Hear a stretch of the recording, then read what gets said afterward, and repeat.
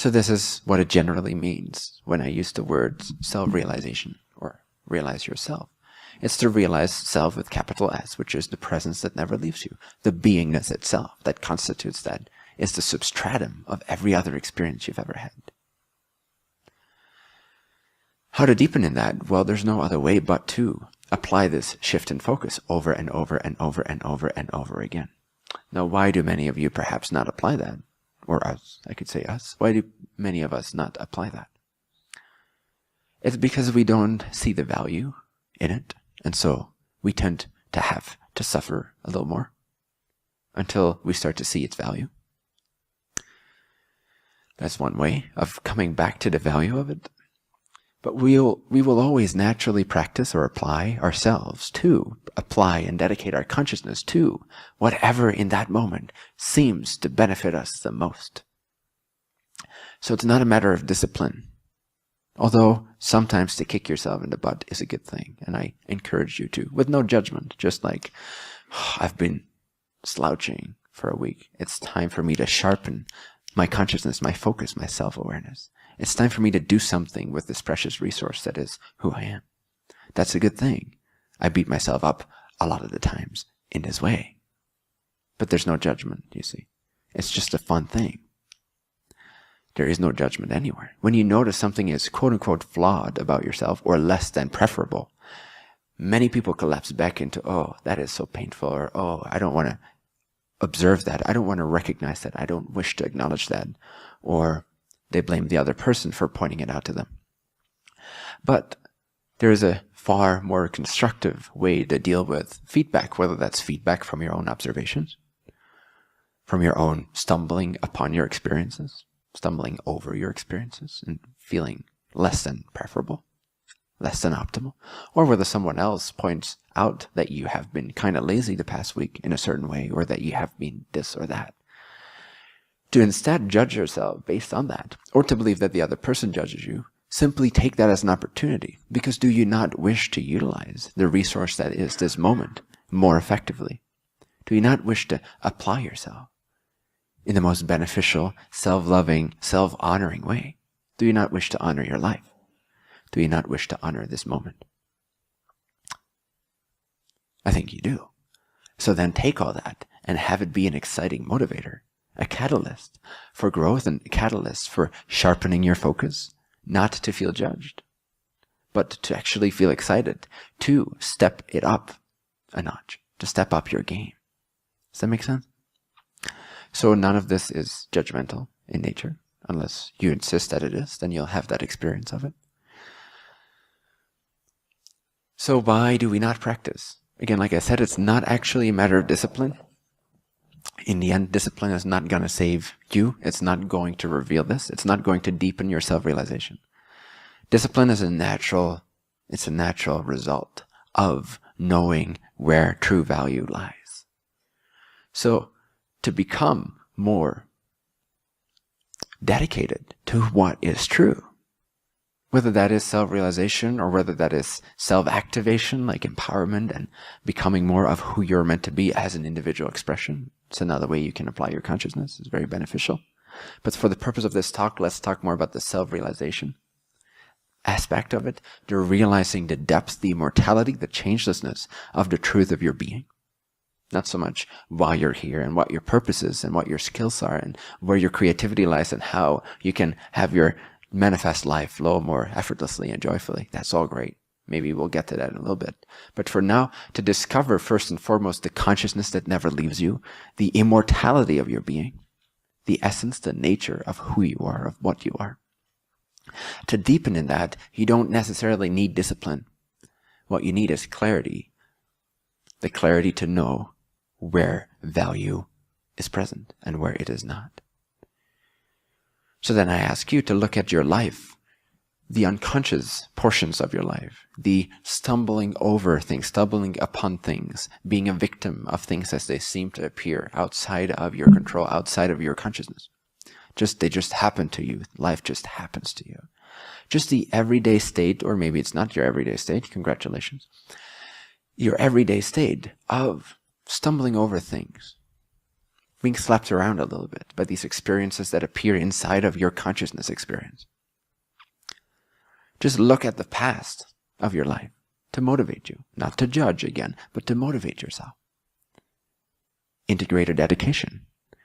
Because if you see that, how you have been unconsciously applying yourself, your consciousness, your precious resource of your life, if you look back upon all those experiences within which you just sort of went with it, whatever it is, whatever it was, and you're being slapped around, the more you start to recognize that your life in the past is not as you desire it to be. It's not of the level of clarity and consciousness and precision and joy and bliss and happiness and love that you desire to spend the majority of your consciousness time in. Then let that be the motivator. Let that show you that that's not where the value lies for you. The value lies in coming to greater clarity as to what is true, who you are, the fact that you're immortal. Who here enjoys their fear of death? Is it something that you would like to have more of? Would you like to be more afraid of dying? Would you like to be more afraid of death in whatever form? Whether it's a personal death, a mental death, an emotional death, a relational death, the absence of things that you like in your life, a lack of loved ones, a lack of money, a lack of joy, a lack of passion, a lack of clarity. That's all fear of death in a sense. Do you want more of that fear? If you look back upon your life and you see that you're afraid, you're an afraid entity. You're an afraid expression of infinity. Does that inspire you to become more of that? Or does it inspire you to transform that, to change that somehow? You see what I'm getting at? That you can utilize your awareness of your past unconscious experiences or your less than preferable experiences to sharpen your dedication so you don't need discipline. You're committed. You're naturally dedicated to apply yourself to what seems to be the most valuable. And if you fear to remain in fear for the rest of your life, that's a great motivating dedication to actually apply your consciousness to discovering that you're not something that can die. This is just one example. There's many reasons to realize what you are. There's many benefits to self-realization. But you have to want them. You have to see the value in it. And you have to be fed up with your life as it was or is.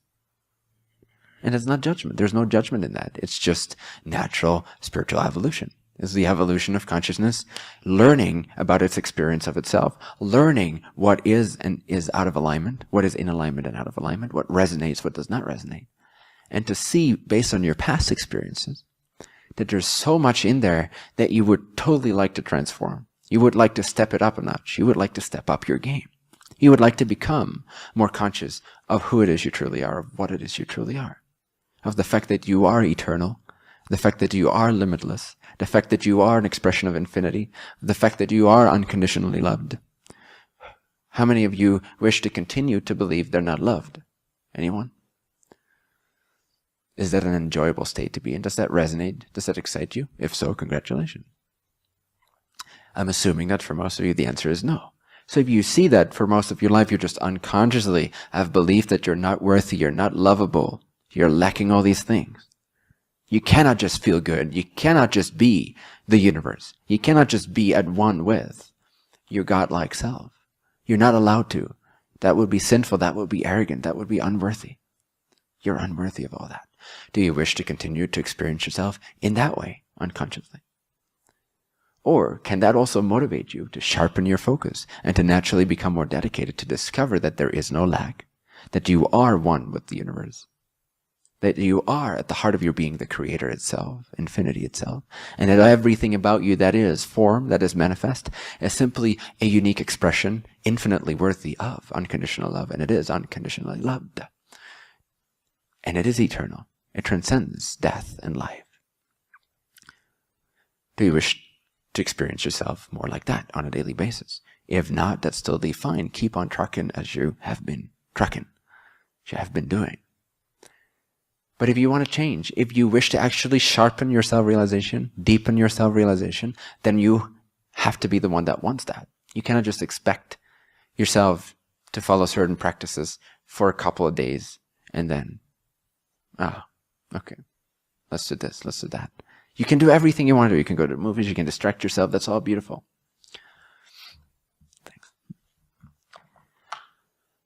But if you don't have the foundation of knowing that you're eternal, that you're free no matter what, that you're loved no matter what, that you're worthy no matter what, then none of these things are really ultimately going to satisfy you. They have to be expressions of truth.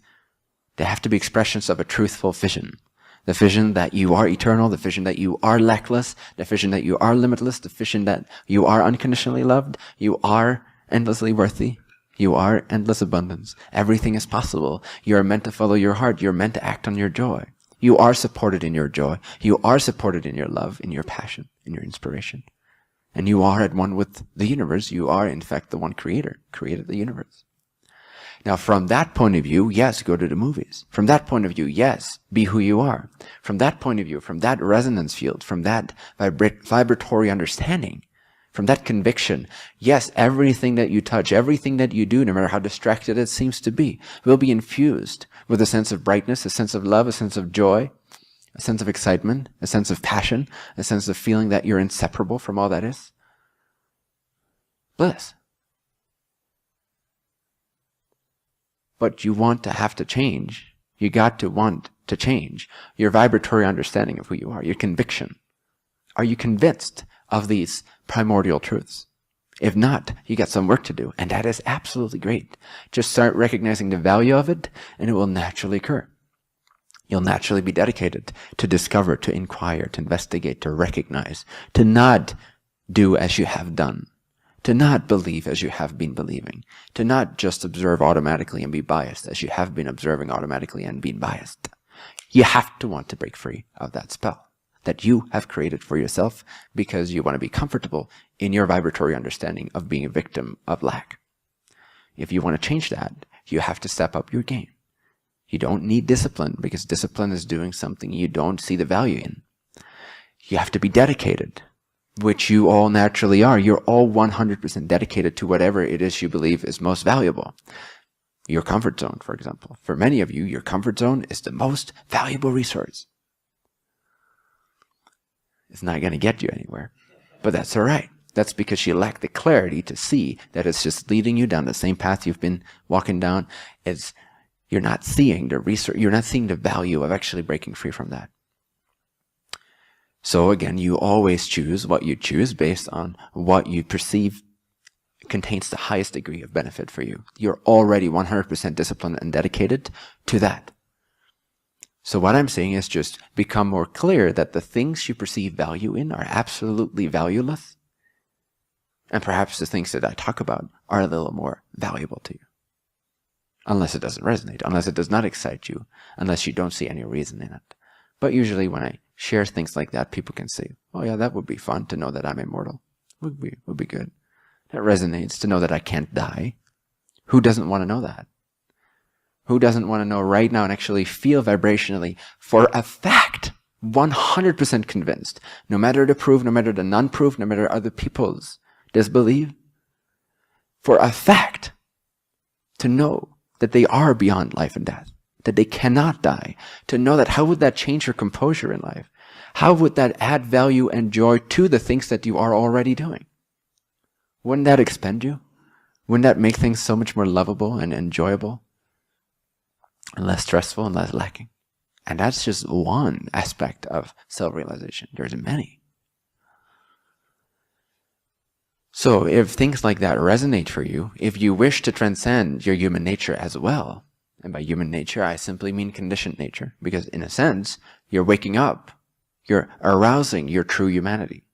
The potential of the human being is to live life in vibrational conviction of the truths of the non-physical, of the truth of your being. And that's when everything starts to glow. With joy, with love, with clarity, with certainty, and yet mystery at the same time. So take a clear and sincere and honest, non-judgmental, but honest look at your life as it is, at how you've been conducting yourself, how you've been carrying your energy with you. How conscious, how dedicated, how decisive have you been today? Have you been decisive? Have you been aware of the fact that today was a completely fresh canvas for you to express the fact that you are one with the infinite creator? Did you realize that when you woke up? If not, why not? Hello? That's a reason for waking up. That's a reason for sharpening your dedication, for perceiving where the true value of life lies in. And your life can never become an ecstatic explosion of joy, like mine is, if you don't desire truth, the truth of how things actually work, who you actually are, what's actually valuable versus what's not valuable. Does that make sense? Does that inspire you to some extent? Does that trigger something in you? Does that arouse you? Does that make you remember that you are an inseparable part of creation, and that ultimately you are the creator of creation, and that this is meant to be your play? This is meant to be your joyful canvas. This is meant to be your painting. Every single second, are you in that vibrational understanding that you cannot die, that this is a game, that this is a play, meant to be played with love and joy and brightness, and that you can make it your own? Are you in that state of decisiveness? If not, you got some work to do, and that's fine. But do the work. The work is shift your understanding of what is valuable to you and what is not. And one of the most effective ways, as I've already shared, for most people is to look at how muddy their life has been, their choices have been, their alignment has been, their decisiveness has been lacking.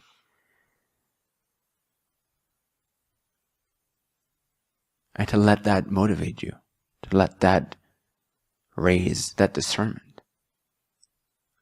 That, wait a second, I no longer want to waste a single day of my life, of this precious resource. I wish to actually be according to what I am, and be a truthful expression of that as an individual.